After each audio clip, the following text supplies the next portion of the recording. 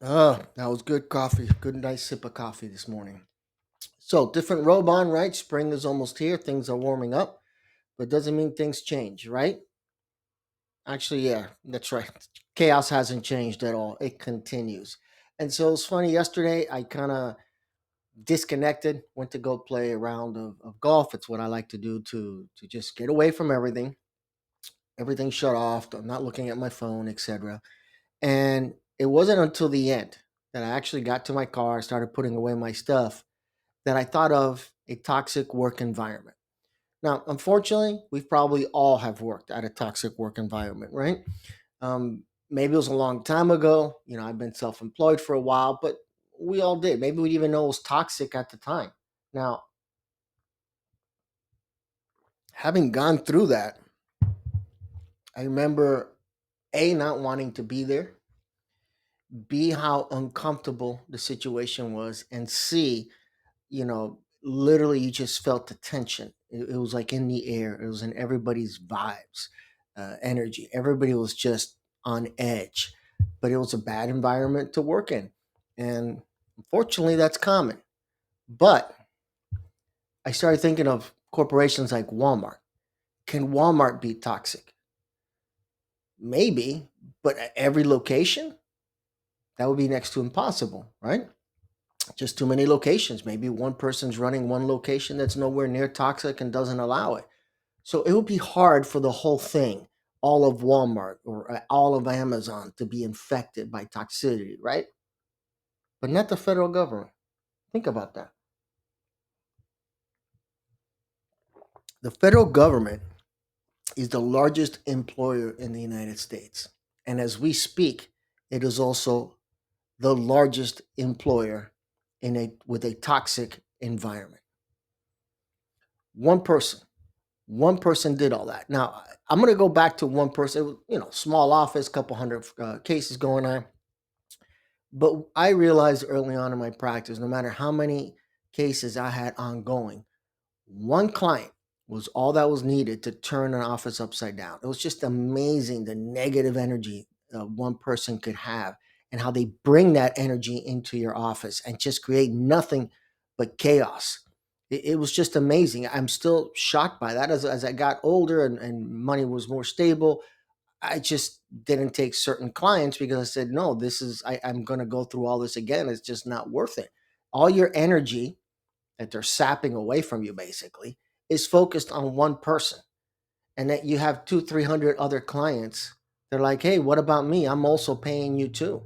It was just an amazing experience.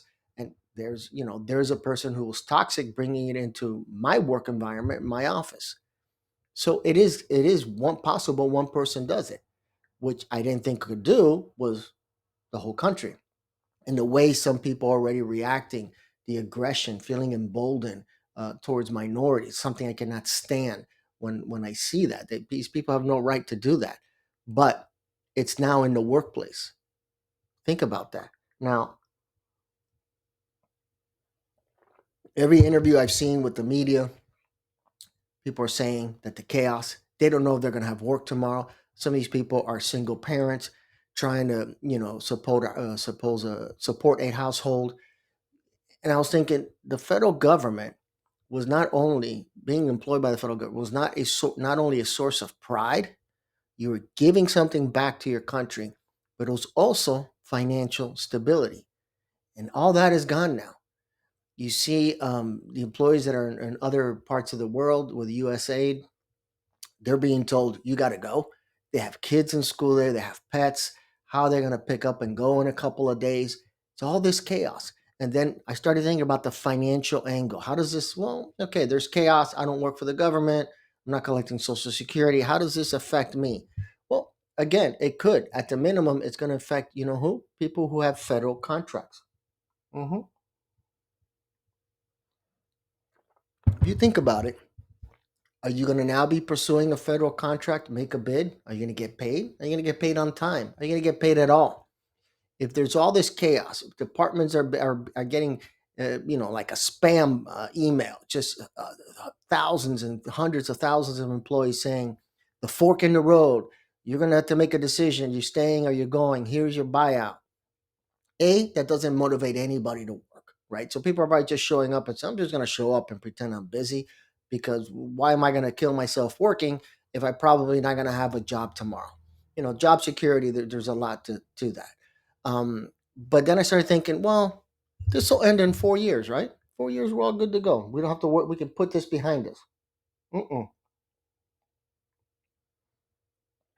The 2008 mortgage foreclosure crisis, uh, kids who were early teens, they were traumatized by that.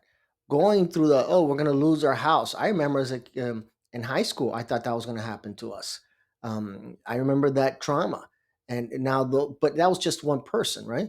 What about when kids see tens of thousands of foreclosures in their neighborhood? You don't think that affects them? It does. That generation was like, we're not going to get into the home buying issue and the yard and all that. And so developers have had to change how they do things because they get to, not to diminish the word, but it's a form of PTSD. They're traumatized by what they saw and what they witnessed, their family being losing their home, getting displaced, having to stay wherever they had to stay, maybe with family, the inconvenience of all that. So that carries with you a long time, just like me being in a toxic work environment. So, do you think that's not going to affect you? It absolutely will. And so now the question is, let's say Trump is gone and it's today's the last day. Are these people who have witnessed this all throughout this time jumping at the bits to get into uh, work as a federal contractor, depending how things go? But what about as a federal employee? Is this the new thing we're going to see? We see a toxicity with Meta and Mark Zuckerberg, and yeah, all of a sudden it's like these guys are on steroids back in the '80s. It's ridiculous. It's absolutely ridiculous. It's not for a conducive work environment. But again, what's going to happen long term? Would you want to work for the government when you've seen all that has been going on? Chances are you don't. You say, well, I wanted to work there. I thought I was doing something good for my country. I'm getting a nice steady paycheck. I have the opportunity to advance. You don't do that. And so because you don't do that and you're qualified, you go out the door. Guess who steps in? Someone less qualified, which is what we're seeing now. It's not the best of the best. And so it's this toxic environment that now exists, not only in the federal government, but is expanded throughout our country, unfortunately. And we're not going to get rid of this anytime soon. The long term effects, they're going to hang out there. And again, who are we bringing in to work for us in the government? And now, this, when I mean the future, I mean right now, 3 months from now, who's going to be running certain departments? A bunch of kids that work for Doge and Elon Musk? Don't know where this is going. Right now, all signs point to not good. So, all I can say is buckle up. And like I keep saying, chaos creates political instability, which creates financial instability. And that's the part that I'm worried about. All of us getting into more debt because of something that we cannot control. So, I keep saying, and I'm going to say it again and again and again, analyze your situation. Be prepared for what may come. What is the worst thing that happens? You save money and don't get into debt? That's the worst thing that could happen if you follow that advice.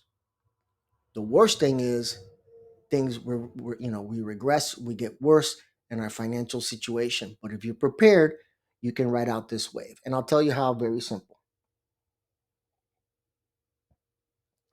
Having worked for an immigration lawyer decades ago, I realized how those clients from Latin American countries were just used to the ups and downs of politics. Good president comes in, everyone's riding high, spending money, having fun. Uh oh, look who's coming in. Hold back, they retreat, save on to their money, wait to ride out this wave. So I know we're all facing difficult times, challenges. We don't know what's going to happen come tomorrow. Everyone's panicked looking at their phone 24/7. We did this already once. We were constantly waking up, going to sleep looking at our phone. I made myself one promise. The last thing I'm going to do before I go to bed is I'm not going to watch anything related to news. I'll read or something, like to do puzzles and things like that. And it's also not going to be the first thing I do when I wake up. I'll do something else. I'm doing this, right? I'm not going to look at my phone. I'll look at it later. There's nothing I can do, but I can be prepared. And that's what I want everybody to do, be prepared. So going back to the immigration clients, they were used to these waves. Not that it's good, but they were used to it. So the way I look at it and the way I've always looked at it, if they've got through it, then I can get through it as well. And so can all of us. Actually, that's how I got through law school. I was terrified of law school. I said, there has to be one person, just one, who was not as ambitious as me, not willing to work as hard as me, and not as smart as me, and yet they passed law school, then I got to be able to pass it too. Every law student was basically insecure. All right, not everybody, but most of them. And we all have opportunities where we're thinking of quitting. But it was that approach of I'm not alone. People have gone through this before and they survived, is how I'm getting through this now. All right. So I hope that helps. All right. So if you're in a toxic work environment, I hope not. You got to get through it somehow until you get to your next job. All right. So I wish you all the best. All right. Today is Thursday. Weekend's almost here. Have a good rest of your day, good rest of your week, and enjoy that coffee. Take care.